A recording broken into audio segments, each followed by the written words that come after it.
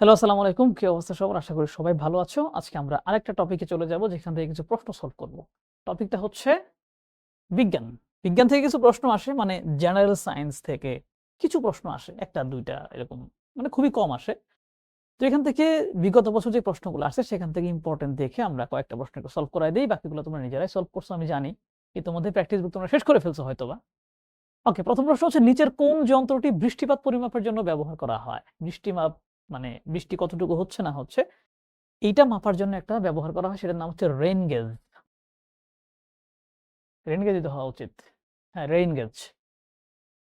ওকে, এটা কেমন জানো? যন্ত্রটি ৫১ সেন্টিমিটার দীর্ঘ, মানে দৈর্ঘ্য আর কি হয়তোবা মানে লম্বা এরকম হতে পারে। ২১ সেন্টিমিটার ব্যাসের একটি কাচের বোতল। মানে আল্টিমেটলি কি জানো? একটা জগের মতো। বৃষ্টি মাপা কিন্তু একটু সহজ জানো তো? তুমি যদি মনে করো যে একটা খোলা জায়গায়, ধরো তোমাদের বাসার ছাদে, তুমি ছাদে একটা হচ্ছে একটা জগ তুমি রাইখা দিবা। রেখে দিয়ে হচ্ছে বৃষ্টি যতক্ষণ হবে পানি সেখানে জমা হবে। বৃষ্টি শেষ হলে ওই পানিটা তুমি স্কেল দিয়ে মাপবা। যত সেন্টিমিটার হবে ভাববা এত সেন্টিমিটার বৃষ্টি হয়েছে। বুঝতে পারছো? সো এটা হচ্ছে পাত্র তুমি যতটুকু নিচ্ছ এটার উপর একটা ব্যাপার-স্যাপার আছে। সো তুমি যদি হচ্ছে বড় পাত্র নাও তাহলে এখানে বেশি ফোঁটা পড়বে। ছোট পাত্র নিলে কম ফোঁটা পড়বে। সো আল্টিমেটলি ওই সমান পানি পড়ে সবখানে। বুঝতে পারছো?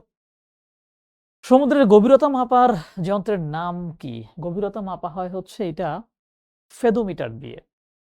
যদি আমি ভুল না করি ফেদোমিটারই তো। ফেদোমিটার দিয়ে হচ্ছে সমুদ্রের গভীরতা মাপা হয়। মূলত এগুলা মাপার জন্য কিন্তু শব্দ তরঙ্গ ব্যবহার করা হয়, জানো তো? কোন রঙের বস্তুর তাপ শোষণ ক্ষমতা কম? সাদা রঙের বস্তুর। এইজন্য দেখবা টেস্ট ক্রিকেট যে হয়, টেস্ট ক্রিকেটে কিন্তু মানে সাদা জার্সি পরে খেলে সবাই। কারণটা কি? দীর্ঘক্ষণ দেখা গেল সারাদিন ফিল্ডিং করা লাগতেছে একটা দলকে। সো সাদা জার্সি এইজন্য পরে যে সূর্যের তাপ যাতে শোষিত হয়ে বেশি গরম না লাগে। তাপ লেগে যাতে প্রতিফলিত হয়ে যায়। তুমি কালো জিনিস পরে ঘুরলে, তুমি যদি একটা কালো গেঞ্জি পরে রোদ্রের মধ্যে যাও দেখবা যে একদম তাপে তুমি ইনস্ট্যান্ট শেষ হয়ে যাচ্ছ। বাট সাদা জিনিস পরে গেলে একটু সময় লাগে তুমি গরম হইতে। বুঝতে পারছো? সো সাদা রঙের তাপ শোষণ ক্ষমতা সবচেয়ে কম। ইনসুলিন কে আবিষ্কার করেন? ইনসুলিন আবিষ্কার করেন হচ্ছে এই যে ২ জন ফ্রেডরিক বেন্টিং এবং চার্লস বেস্ট। যদি আমি ভুল না করি, হ্যাঁ এটাই। মূলত এখানে আলেকজান্ডার ফ্লেমিং যে নামটা আছে ইনি আবিষ্কার করেছেন পেনিসিলিন, আর ইনসুলিন আবিষ্কার করছে এই ২ জন। ঠিক আছে? কোন উদ্ভিদের ক্লোরোফিল নাই?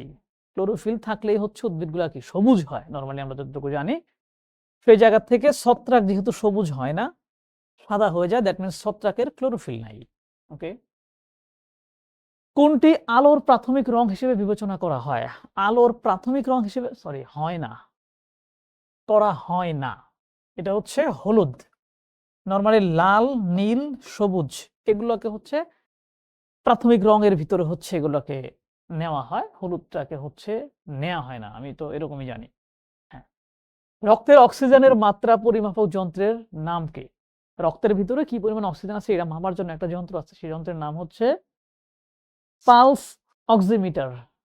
Yes, pulse oximeter. এইটা দিয়ে হচ্ছে রক্তের ভিতর অক্সিজেনের পরিমাণটা মাপা হয়।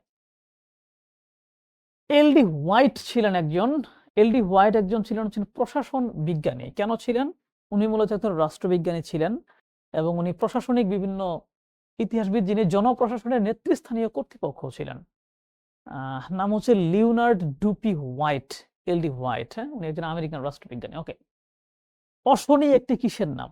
এটা একটা ঘূর্ণিঝড়ের নাম দেওয়া হয়েছিল আর কি। অশনি একটা ঘূর্ণিঝড়ের নাম। নদীর গতি পরিবর্তন হয় যার প্রভাবে। একটা নদী মনে করো যে এইভাবে প্রবাহিত হয়েছে। ঠিক আছে? টো টো টো টো টো টো টো করে এভাবে প্রবাহিত হয়েছে। বজ্রপাত, ঘূর্ণিঝড় এগুলাতে কোনো সমস্যাই হবে না। বাট মনে করো এই জায়গাটা ভূমিকম্প হইলো। এই ভূমিকম্প হয়ে নদীর তলদেশ মনে করে এভাবে উঁচু হয়ে গেল। নদী কি তাহলে এদিকে আসবে? তখন নদীটা ভেঙে এই দিক দিয়ে যদি কোনো নিচু জায়গা পায় এদিক দিয়ে প্রবাহিত হতে শুরু করবে। এই ঘটনা কোথায় ঘটছে? ব্রহ্মপুত্র নদীর ক্ষেত্রে ঘটছে। নরমালি বাংলাদেশের যেই মানচিত্র, হ্যাঁ ছোট্ট করে একটু দেখো, একটু সময় যদি থাকে। বাংলাদেশের যে মানচিত্র, ধরো এই যে মানচিত্র, ঠিক আছে? আর রাখতে হবে না।